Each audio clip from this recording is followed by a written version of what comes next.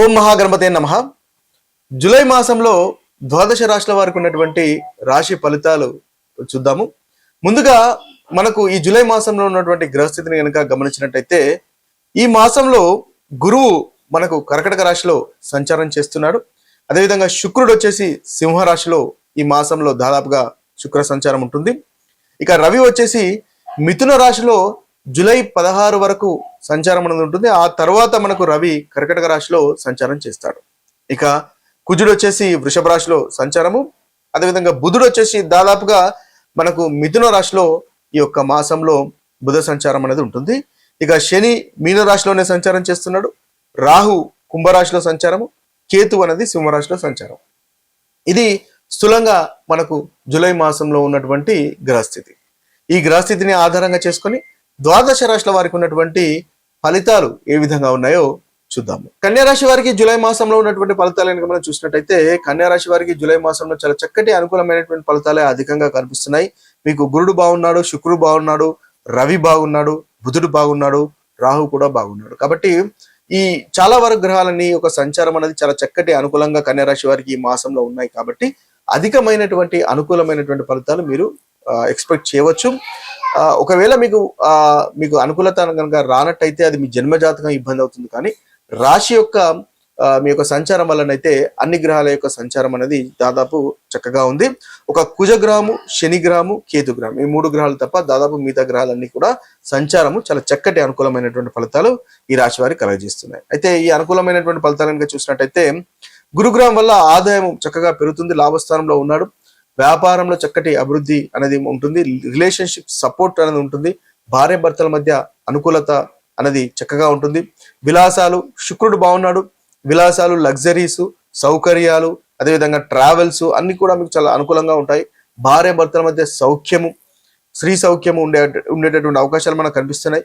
విదేశీ సంబంధిత విషయాలు కూడా మీకు అనుకూలంగా లాభదాయకంగా ఉంటాయి. అదేవిధంగా రవిగ్రహం కూడా చాలా చక్కగా ఉంది. కాబట్టి రవిగ్రహము 1 నుంచి 16 వరకు అనుకూలంగా ఉన్నాడు, తర్వాత కూడా అనుకూలంగా ఉన్నాడు. కాబట్టి ఉద్యోగంలో పురోగవృద్ధి అనేది ఉంటుంది. దశమ స్థానంలో సంచారము, లాభస్థానంలో సంచారము, ఉద్యోగంలో పురోగవృద్ధి ఉంటుంది, గుర్తింపు ఉంటుంది, లాభాలు కనిపిస్తున్నాయి, ఆదాయంలో కూడా వృద్ధి అనేది కనిపిస్తుంది. కాబట్టి చక్కగా అనుకూలంగా ఉంది. బుధుడు కూడా అనుకూలంగా ఉన్నాడు. ముందుగానే చెప్పుకున్నట్టుగా బుధుడు దశమ స్థానంలో సంచారం చేస్తాడు, దశమాధిపతి కన్యా రాశి వారికి. కాబట్టి కెరీర్ లో తప్పకుండా గ్రోత్ ఉంటుంది, మీరు అనుకున్నటువంటి పనులు సాధించుకోగలుగుతారు. అదేవిధంగా మంచి అవకాశాలు కూడా వచ్చే మనకు అది కూడా మనకు కనిపిస్తుంది. ఇక రాహు వచ్చేసి 6వ స్థానంలో ఉన్నాడు. శత్రువులపైన జయము, పోటీకి సంబంధించినటువంటి విషయాల్లో కూడా మీదే చాలా చక్కటి అనుకూలమైనటువంటి ఫలితాలు కన్యా రాశి వారికి కనిపిస్తున్నాయి. ఓవరాల్ గా చాలా చక్కటి అనుకూలంగానే అధికంగా ఉంది. ప్రయాణాలు చేసేటటువంటి ఇబ్బందులు ఉండే అవకాశాలు కనిపిస్తున్నాయి. ఎందుకంటే కుజుడు 3వ అధిపతి, 8వ అధిపతి, 9వ స్థానంలో ఉంటున్నాడు. కాబట్టి కాస్త ప్రయాణాలు చేసే విషయాల్లో జాగ్రత్త పడడం అనేది అవసరము. అదేవిధంగా కేతు 12వ స్థానంలో ఉన్నాడు. కాబట్టి కాస్త ఖర్చులు ఉండేటటువంటి అవకాశాలు కూడా కనిపిస్తున్నాయి. ఒంటరితనం కాస్త చిన్న ఇబ్బంది ఉండే అవకాశము అది కూడా మనకు కనిపిస్తుంది. కాబట్టి ఆ విషయంలో జాగ్రత్త పడండి. ముఖ్యంగా మీరు మంగళవారం హనుమాన్ చాలీసా పఠించుకోవడం వల్ల ఇంకా చాలా చక్కటి ఫలితాలు కలుగుతాయి. కోపాన్ని కూడా కాస్త తగ్గించుకోండి, తద్వారా కూడా మంచి ఫలితాలు కన్యా రాశి వారికి ఈ మాసంలో కలుగుతాయి. ద్వాదశ రాశుల వారికి ఈ యొక్క పరిహారాలు కనుక మనం ఒకసారి గమనించినట్టయితే ముఖ్యంగా మేషరాశి వారికి రవి, కుజుడు, బుధుడు, శని అంతగా అనుకూలంగా లేరు. కాబట్టి వీరికి ప్రతి మంగళవారము హనుమాన్ చాలీసా పఠించండి, తద్వారా మేషరాశి వారికి చాలా చక్కగా ఉంటుంది. శనివారము నల్ల నువ్వుల దానము, అదేవిధంగా గణపతిని ఆరాధించడం వల్ల మనకు మేషరాశి వారికి ఈ మాసంలో చక్కటి అనుకూలమైనటువంటి ఫలితాలు కలుగుతాయి.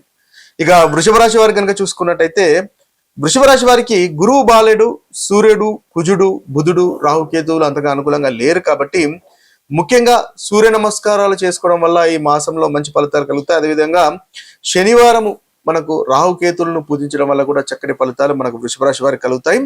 అదేవిధంగా గణపతిని ఆరాధించడం వల్ల కూడా వృషభ రాశి వారికి మాసంలో అనుకూలమైనటువంటి ఫలితాలు కలుగుతాయి.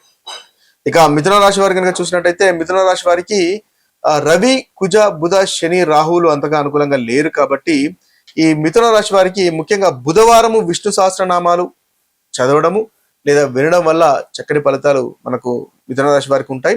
అదేవిధంగా శనివారము హనుమంతుణ్ణి ఆరాధించడం వల్ల కూడా మిథున రాశి వారికి అనుకూలమైనటువంటి ఫలితాలు ఈ మాసంలో కలుగుతాయి. ఇక కర్కటక రాశి వారి కనుక చూసినట్టయితే కర్కటక రాశి వారికి రవి బుధ శని రాహుకేతులు అంతగా అనుకూలంగా లేరు, గురువు కూడా అంతగా అనుకూలంగా లేరు. కాబట్టి ప్రతిరోజు సూర్య నమస్కారాలు చేయండి.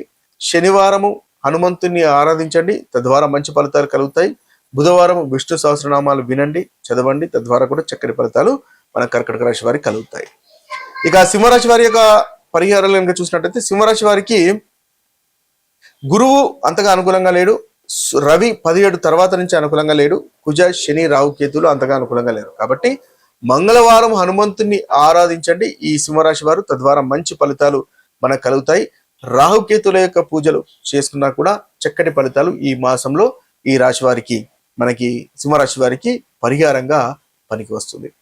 ఇక కన్యారాశి వారికి కనుక చూసినట్టయితే కన్యారాశి వారికి చాలా చక్కటి ఫలితాలు అధికంగా ఉన్నాయి. ముఖ్యంగా 3 గ్రహాలు అనుకూలంగా లేవు.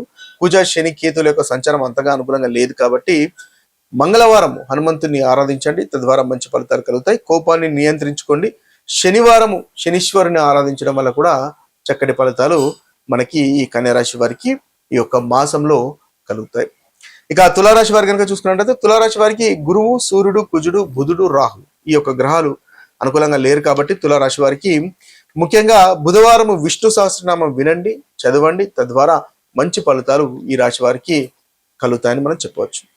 ఇక వృశ్చిక రాశి వారికి కనుక చూసుకున్నట్టయితే ఈ వృశ్చిక రాశి వారికి శుక్రుడు, రవి, కుజుడు, బుధ, శని, రాహు కేతువులు అంతగా అనుకూలంగా లేరు. కాబట్టి వృశ్చిక రాశి వారు శుక్రవారం లక్ష్మీదేవిని ఆరాధించండి, తద్వారా మంచి ఫలితాలు కలుగుతాయి.